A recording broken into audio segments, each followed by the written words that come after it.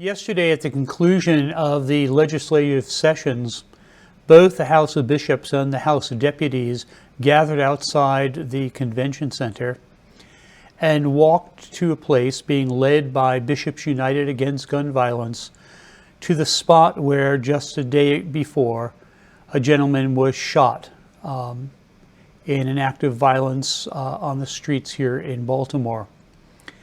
It was a very moving moment for all of us to come out of our legislative sessions and to be led in prayer by our presiding bishop and by the leadership of Bishops United Against Gun Violence to do a public witness and time of prayer right here in the city of Baltimore. It was very moving for all of us to be a part of that event, and the kind of thing I think the church ought to be doing, particularly when we're all gathered to do the business of the church. Today, the House of Deputies took a historic step in electing a new president-elect of the House of Deputies, Julia Harris.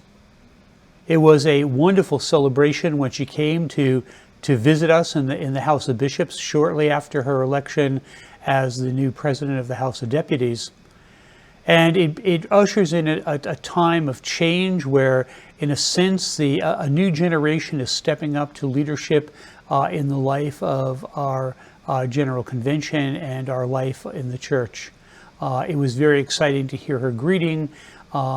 She is a self-proclaimed church geek, which should be encouraging to most of us who are listening to this video.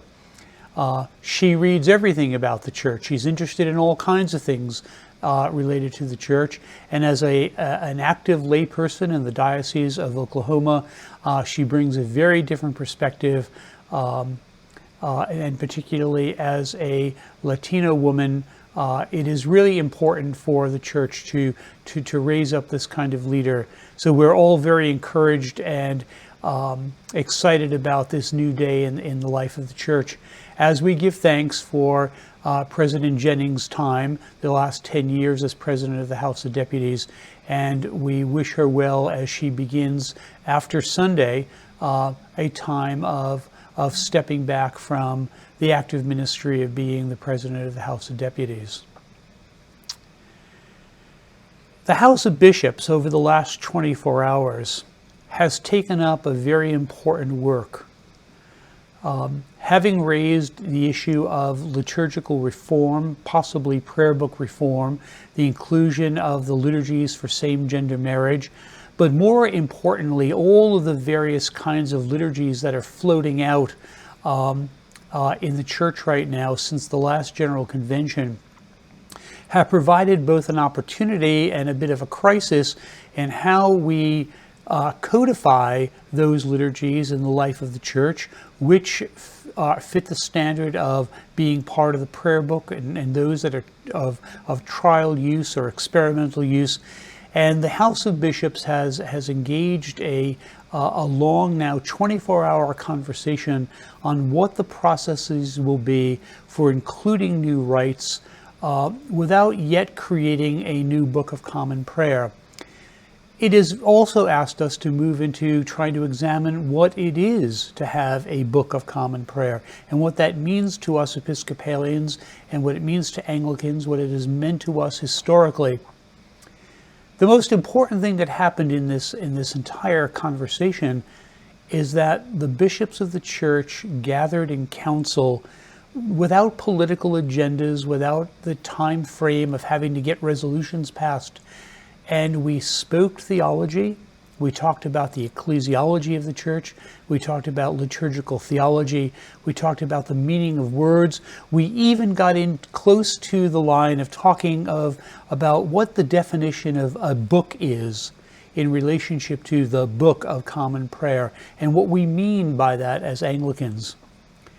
In the 13 years now that I've served in the House of Bishops, the conversations that we had last evening in our evening session, that we had almost all day today, and the one that will continue at 7:30 this evening, has been the most fruitful and rich conversation that I've ever engaged in all this time in the House of Bishops. And I'm grateful to all of my colleagues who allowed us to engage in these conversations. While we're here in Baltimore, we're keeping everyone back in the Diocese of Long Island in our prayers. We're hoping for your continued prayers and support. And we know that when the work here is done, the work of coming home and beginning to implement resolutions that will be passed and a new way of modeling things will take on new work for us as we move home and begin to take up this work. On behalf of our deputation, on behalf of the other bishops of the diocese who are here, I thank you for your continued prayers and support. I don't know that any of us are getting much rest, and so we might need a little bit of downtime before we get back to taking up the next set of works for us waiting at home. Keep us in your prayers. Know that you're in all our prayers. God bless you all.